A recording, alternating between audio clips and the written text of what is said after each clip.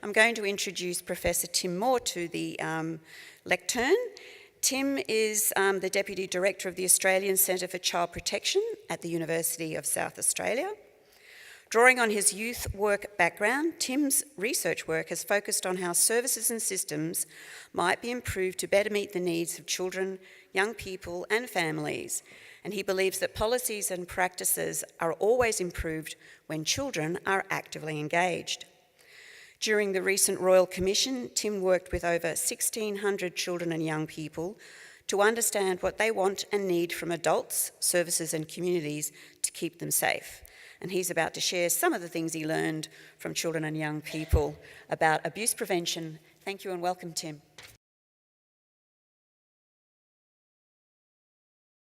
Thank you very much, and thank you NAPCAN and partners for this wonderful event today. It's really exciting to be here. Can I join with others in acknowledging that we meet today on the land of the Kaurna people, to pay my respects to elders past, present and emerging, and to really warmly welcome any Aboriginal and Torres Strait Islander people who might be here today. So today, obviously, I've been asked to talk a little bit about things that we've learned from children and young people about safety, and including safety prevention. As mentioned, I was really delighted to be involved with the study for the Royal Commission, talking to children about their experiences of safety, what safety means to them, how well they believe organisations and adults are keeping them safe, and how they would like to see us improve. As we commenced that study, the Royal Commission announced that one of the case studies that they were going to investigate was Marist College, Canberra. And that's the school that I actually went to many moons ago. And I remember when it was announced, Facebook and Twitter and social media exploded. All my friends, people that I knew from school, were really asking the question, how the hell did this happen? And how is it that people are saying that they didn't know? Because we all knew that something wasn't right. I remember on my first day of school, people had said to me, my brothers said to me, don't go anywhere near the Brother Koska's office because he's an unsafe bloke. Don't ever spend time alone with him because he's someone that you can't trust. So we all were really going, well, how is it that if we knew that this person wasn't okay, how is it that adults around didn't know? I then went and visited a whole range of different people in establishing this study, including the deputy of the school that I went to. And he said that he was absolutely shattered. He couldn't believe that this had occurred. And more importantly, he couldn't believe that young people didn't come to him and say, this is what's going on. So right from the start, I had this thing of, well, how was it that kids knew things were going on? How was it that adults didn't know? And why didn't we have a conversation? Why didn't we give kids opportunities to share their experiences and for adults to take notice? So for me, it really started a journey of reflection on how we can engage children in meaningful ways in child abuse prevention, and how can we support them better when they're being harmed.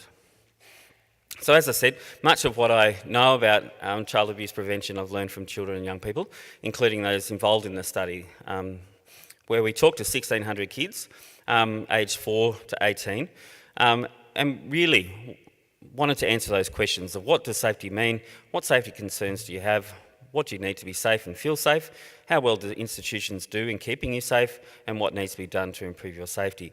So we did one large study with over 1,700 kids, and then we also did a nested study on kids with disability, and then another with young people in residential care. I'll primarily be talking about the broad study today. So one of the first things we did with kids was we sat down and got them to draw these safety maps. It's a nice little activity you can do where you get kids to think about some of the words and ideas that spring to mind when we talk about safety.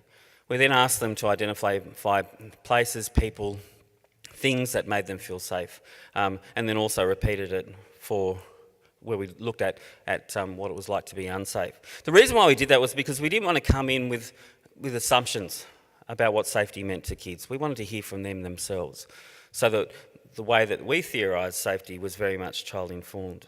And kids really early on told us that actually adults aren't very good at understanding what kids think about safety.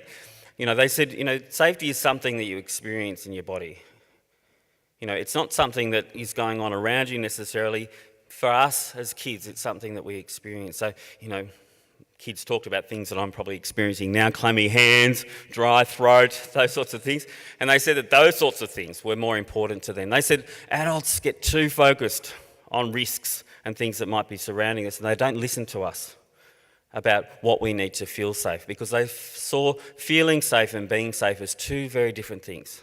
And they said that too often adults did things that made them feel unsafe, and too often kids were in a scenario where they relied solely on their body's reaction to a person, place or encounter, and didn't necessarily have the skills yet or the experience yet to look out for things that might suggest that they're unsafe. So after getting a sense of what safety meant to kids, we then pulled out hundreds of post-it notes and got kids to write their worries down. What are some of the things that kids worry about? What are some of the things that they're afraid of? We then, with our children's reference group, came up with what we call the worry matrix, where you'll see, now I'm hopeless at maths, so I always forget, on one axis it says likelihood and on the other axis it says impact. So we wanted kids to think, how likely was it for a child or young person like you to encounter this thing? And if they encountered it, how bad would it be? So you can see up there some of the things that kids identified. Parents dying was something, obviously, that kids felt was highly likely and something that would have a huge impact on them. Losing friends, getting bitten by a snake.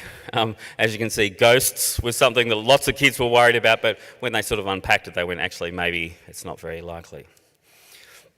It was really interesting when we were talking to kids about some of the things that they were worried about. This one young person said, I don't feel safe at SeaWorld. I don't like people, I don't like bears, I don't like animals, I don't like SeaWorld or zoos. I hate the zoo, and I'm worried the tiger will get out of its cage and it'll attack me, and I'll die and someone will film it and put it on YouTube. When I talked to my children's reference group about this, one of the young people sent me this picture of the tiger having his own little selfie. But it was something that kids talk quite a lot about. The fact that, the world is quite different now to what it was before.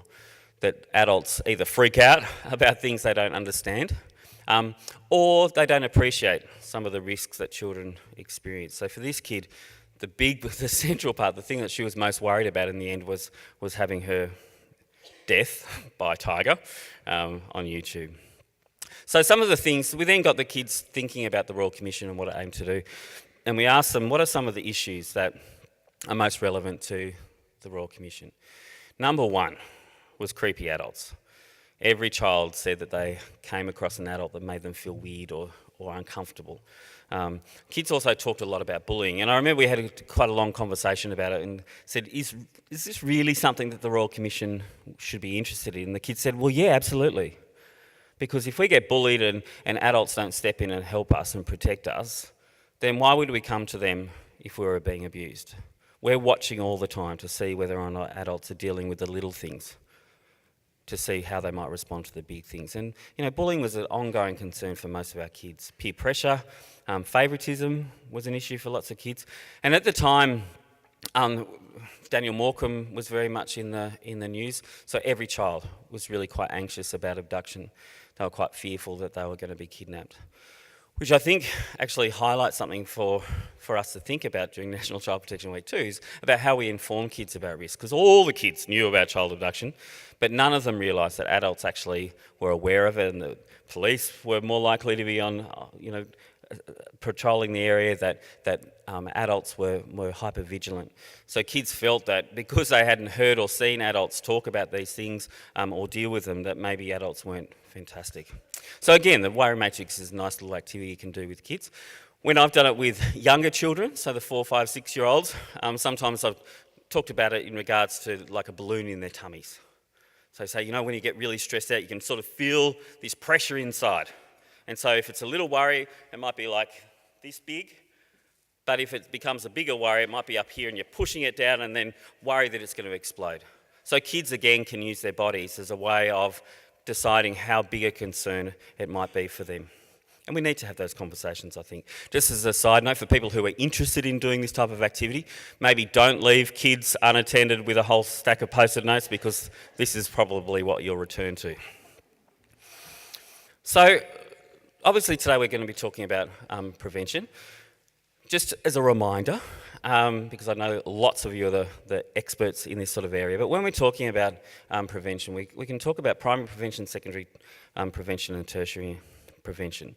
In the context of sexual abuse, the public health approach conceptualises 3 levels of prevention. So primary prevention aims to prevent violence before it occurs.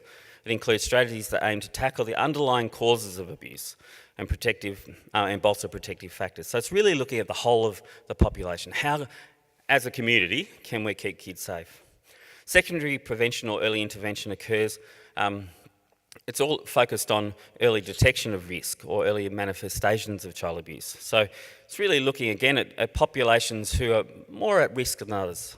So it's looking at kids with disability, it's looking at kids living in families with parental drug and alcohol issues. It's looking at all those sort of risk factors that might make abuse more likely to occur. And if you're wanting to get more of a sense as to which kids are most at risk, check out the Royal Commission's research website. There's an amazing amount of work that's been done in that area. Then we have tertiary prevention, which really is set in motion after the violence or abuse has occurred. They aim to prevent the consequences of violence and include, for example, child protection responses, counselling and trauma services, justice responses and perpetrator behaviour change programs. So tertiary is about when something's happened, how do you deal with it? But really, what we're wanting to be doing is looking at that primary and secondary prevention areas. When I think about primary prevention, I think about a whole range of different champions, people who stand up for kids and really try to create communities that are keeping kids safe. And I'm reminded of a forum that I ran many years ago with children and young people, Aboriginal children and young people in out-of-home care. Some idiot, decided that it was a good idea to get 150 young people out in the middle of nowhere and to try to wrangle them and talk to them about what was going on. And as a good youth worker, I said to them, look, your involvement here today is totally voluntary. So if you don't want to be here, that's okay. We'll organise somehow, don't know how, to get you back 3 hours back in a bus to where we came from.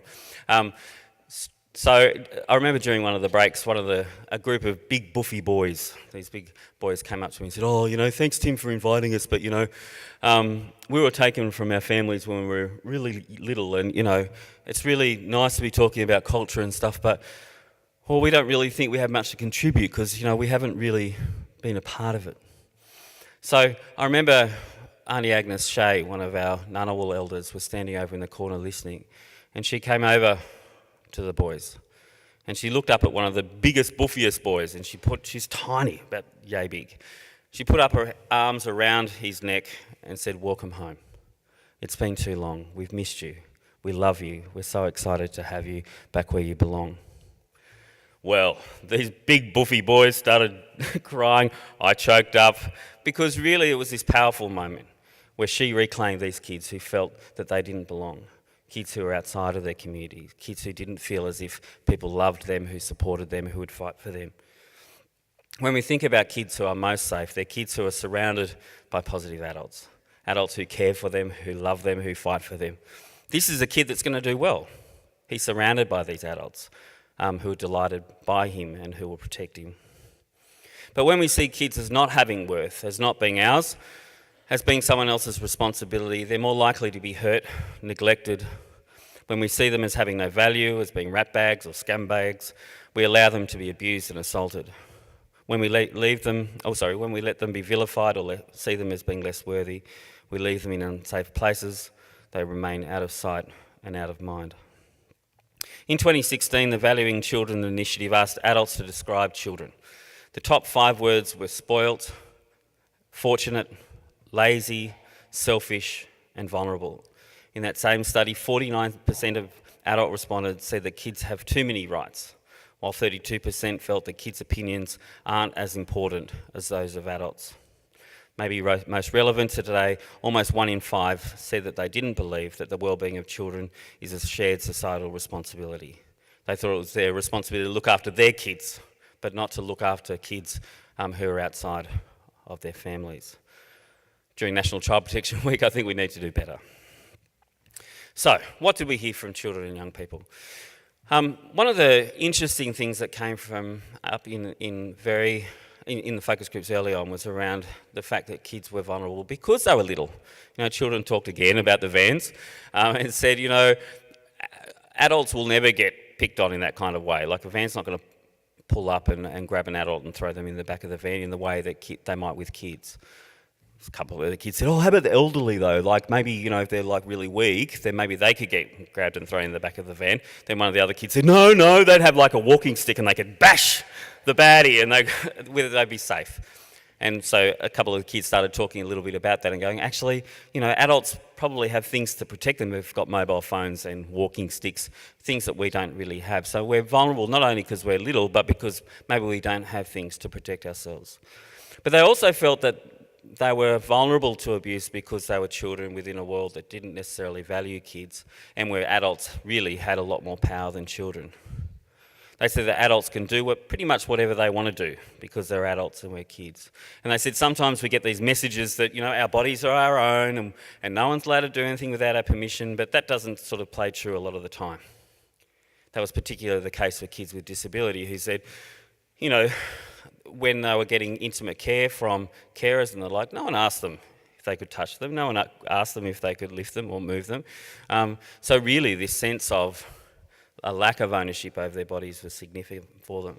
But it was also for other kids too. I remember one kid said, it's like at Christmas time, Mum says that I have to kiss, Auntie Nola, who's got like a big bushy moustache, and that makes me feel really gross. This is Mum who told me that I had choices over what I didn't do. So it's kind of interesting. Kids said that they felt they had lots of conflicting messages too. They also thought that adults stuck together and that adults were very unlikely to step in to protect a child. That adults might be fearful that they themselves might come under attack, or they might be fearful that there might be retribution for them. So this is a quote, because they're adults and we're kids, we're always going to be in a worse off position. Everyone thinks that adults can treat kids how they want, that kids should be respectful of adults no matter what, and that children should just do what adults say because they're kids, and adults are adults. So kids talked about the importance of allies, people who would step up and speak out, people who would actually take their side and fight for them. They wanted workers who actually show they care, not just say they care. They've got to show they care. They just sit with us, talk to us, what I mean, just socialise with us.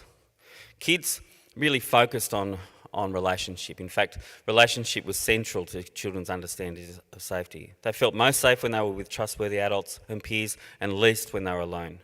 Trustworthy adults were ones who had authority, who could use this power to intervene when a child was unsafe and to protect them from harm. They really fight for kids, even when it means standing up to other adults. They have the power to make change, because if they don't, there's no point of us going to them. They care, they are there, and they're there for us. I read that before. Although most children and young people we spoke to believed that they had someone in addition to their parents, more than a third said that they didn't. Others reported that often these trustworthy adults were too busy to be available and that they ended up feeling quite alone. So for me, if we're looking again at the different models of prevention, in regards to primary prevention, we need to reclaim our kids. We need to create communities that value kids, and we have to support them to develop these alliances. Once we have those alliances, we then need to ask children and young people what they know and what they need to know, and inform them about risks and what's being done. So I'm not going to go through all these, but we'll make sure that the slides are available. But kids really wanted to spend time with adults to be able to start talking about things that matter to them. Children and young people are often bagged for spending too much time on social media. But it was interesting, lots of kids said, my parents spend all their time on Facebook and then they're actually never there to talk to me about things that matter. So they wanted adults to put down their mobile phones too and spend time with kids talking about things that were worrying them. They felt that it was important for adults to give them permission to feel unsafe, because they felt sometimes, adults always wanted them to be tough and to be strong, and that maybe that didn't help them raise their concerns when things happened to them. In the context of prevention, I think kids were quite aware of the grooming stuff and recognised that there are things that an adult might do that suggest that they're unsafe, and it's that point that adults need to intervene. But they said that adults aren't very good at doing that until there's concrete examples. They say, come back to us when something happens and we'll respond. In the context of prevention, that's not particularly helpful. They wanted to be people to check in with them, and to check back, to make sure, to ask the question, you raised this issue the other day, how are things going? This is what I said I would do, and this is how we're going to deal with it.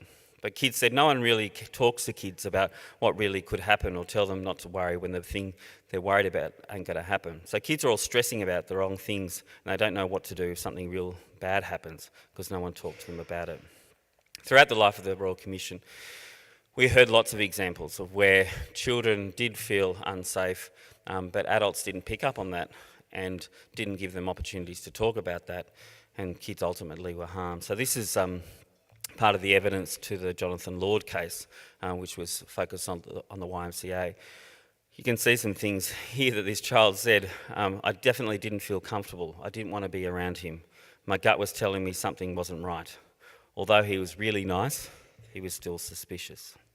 So we did talk to kids quite a bit about why it was important for adults to talk to them. Here's a quick clip where we tried to capture some of the things that children and young people said.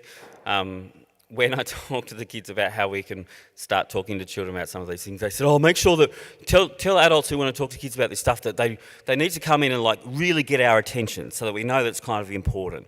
So it's important for maybe you come in riding on a unicorn or something. And I went, okay. Then another kid said, no. Come in with a boombox. I was going, a boombox? What are you, 40? But come in with a boombox playing some music and kids will sort of listen. Then another kid said, actually, why don't we do both? Come in riding a unicorn with a boombox. So unfortunately, my unicorn didn't get through customs on the way down here. But this is a clip from kids with a bit of music that they chose in the background saying why they think it's important for kids to be listened to.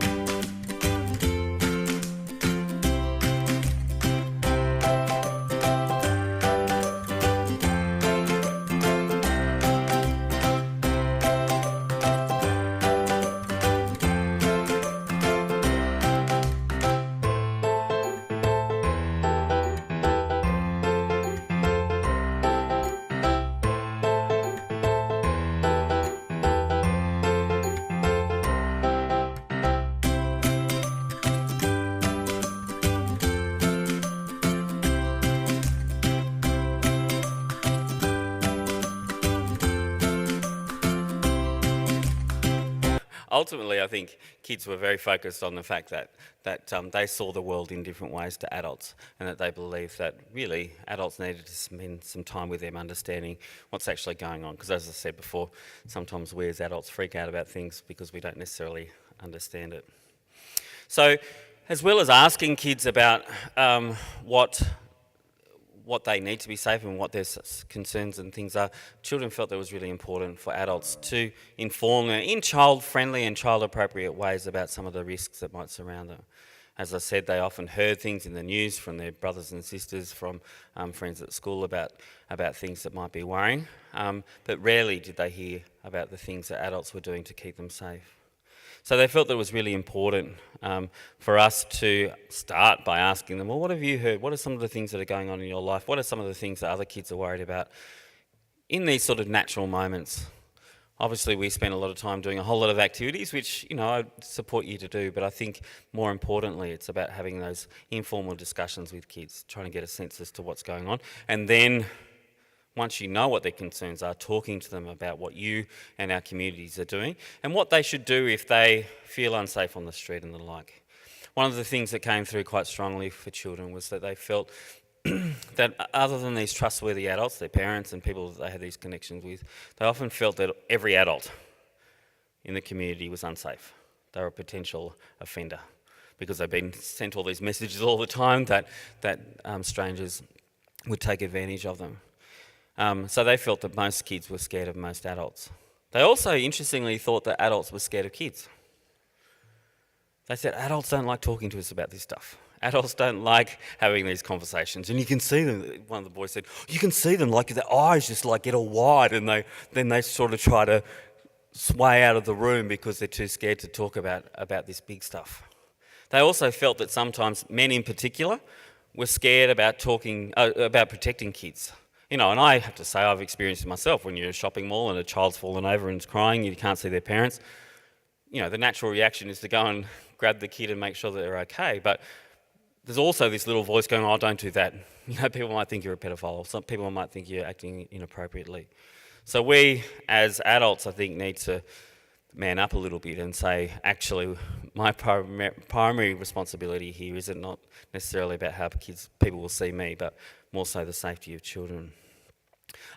They felt that we needed to give them enough information for them to feel empowered, but not so much information about the worries and risks that they're going to be paralysed, that they're going to be freaking out, that they're going to be watching and being hypervigilant all the time. So again, it's about finding out from them what they know, but also what they need to know to feel empowered. And through all this, they wanted us to affirm their relationship. Bit of a language warning, my apologies. But one young people said, they've got to get it right or we're It's better to feel scared and to watch out for things than to feel comfortable because someone has told you not to worry. And then you end up in a bad situation because you got the wrong advice. So children also felt that adults need to have good knowledge about what the risks are and what they should do. So how well are we doing?